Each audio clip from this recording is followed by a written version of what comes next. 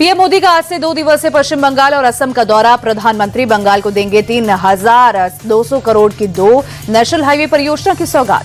PM Modi सुबह 11:15 बजे नादिया जिले के राना घाट में करेंगे परियोजनाओं का उद्घाटन और शिलान्यास। जनसभा को भी संबोधित करेंगे। बंगाल दौरे से पहले पीएम मोदी ने टीएमसी पर साधा निशाना। सोशल मीडिया पर लिखा, टीएमसी के कुशासन से लोग परेशान हैं, बीजेपी से है उम्मीद।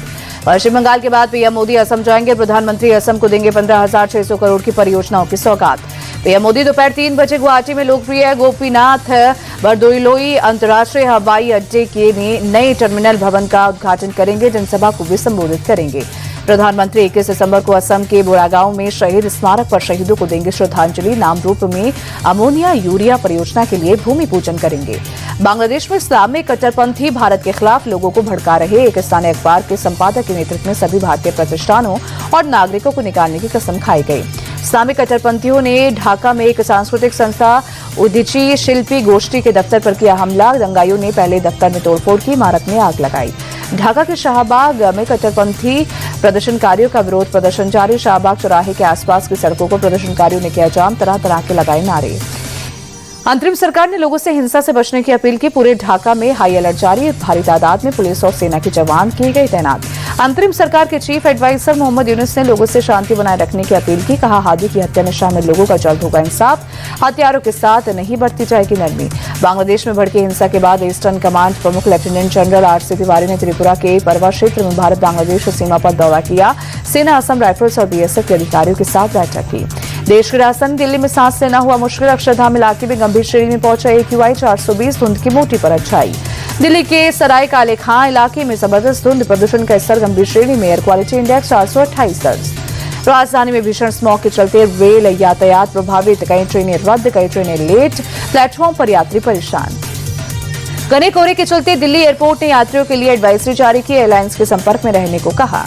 दिल्ली में बढ़ते प्रदूषण पर काबू पाने में जुटा प्रशासन। पिछले 24 घंटे में प्रदूषण फैलाने वाली 11,776 गाड़ियों को कटा चालान। दिल्ली में डस्ट कंट्रोल के लिए करीब 2,068 किलोमीटर सड़क की मशीन से की गई सफाई। पानी का छिड़काव और एंटी स्मॉग गन का इस्तेमाल। नेशनल हेराल्ड मामले में ईडी ने किया दिल्ली हाईकोर्ट का रुख। राउस एवेन्यू कोर्ट के चार्जशीट पर संज्ञान लेने से इनकार को हाईकोर्ट में दी चुनौती। ईडी ने ट्रायल कोर्ट के फैसले में कई कानूनी खामियों का दिया हवाला। कहा, इस फैसले की समीक्षा जरूरी है। बिहार के सीएम नीतीश कुमार के हिजाब हटाने के खिलाफ जम्मू कश्मीर में शिकायत। पूर्व सीएम महबूबा मुफ्ती की बेटी इल्तिजा ने श्रीनगर में दर्ज करवाई FIR। इल्तिजा ने सीएम नीतीश के साथ जम्मू कश्मीर के सीएम उमर अब्दुल्ला पर भी साधा निशाना। कहा, उमर ने इसकी निंदा करने में 2 दिन क्यों लगाए। इल्तिजा मुफ्ती ने गिरिराज सिंह पर किया पलटवार। कहा, ये राम राज्य नहीं कौरव राज बनाना चाहते हैं। सपा सांसद जयाउर रहमान बर्क ने सीएम नीतीश के खिलाफ कानूनी कार्रवाई की मांग की। कहा, ऐसे शर्मनाक हरकत के लिए उन्हें माफी मांगनी चाहिए। बीजेपी नेता मैथिली ठाकुर ने हिजाब विवाद पर बोलने से किया इनकार। कहा, सीएम नीतीश इस पर जो बोलेंगे वो ज्यादा सही होगा। बाबा बागेश्वर ने सीएम नीतीश के हिजाब हटाने को बताया गलत। कहा, जो हुआ वो अच्छा नहीं हुआ। गुजरात में SIR के आंकड़े जारी। वोटर लिस्ट से हटाए गए 73 लाख से ज्यादा वोटर्स। SIR ड्राफ्ट के मुताबिक गुजरात में 4 करोड़ से ज्यादा मतदाता।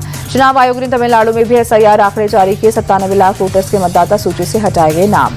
मुर्शिदाबाद में बाबरी पर नमाज को लेकर बोले हुमायूं कबीर, ये हमारे समुदाय के इंतजार का नतीजा। सीएम ममता को बताया मुस्लिम विरोधी। बाबा बागेश्वर में मुर्शिदाबाद में बाबरी मस्जिद बनाने पर किया हमला। कहा, बाबरी मस्जिद बनेगी तो 1992 को दोहराया जाएगा।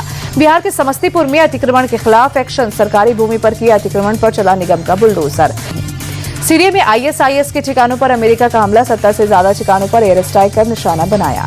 सीरिया में 2 अमेरिकी सैनिक और 1 अमेरिकी इंटरप्रेटर के मारे जाने के बाद US ने हमला किया। 13 दिसंबर को पॉलमायरा में ISIS ने किया था हमला। भारत ने साउथ अफ्रीका के खिलाफ बरकरार रखा जीत का सिलसिला। लगातार 8वीं T20 सीरीज पर जमाया कब्जा। अहमदाबाद में टीम इंडिया ने 5वें और आखिरी T20 मैच में साउथ अफ्रीका को 30 रनों से हराया। 5 मैचों की T20 सीरीज 3-1 से अपने नाम की।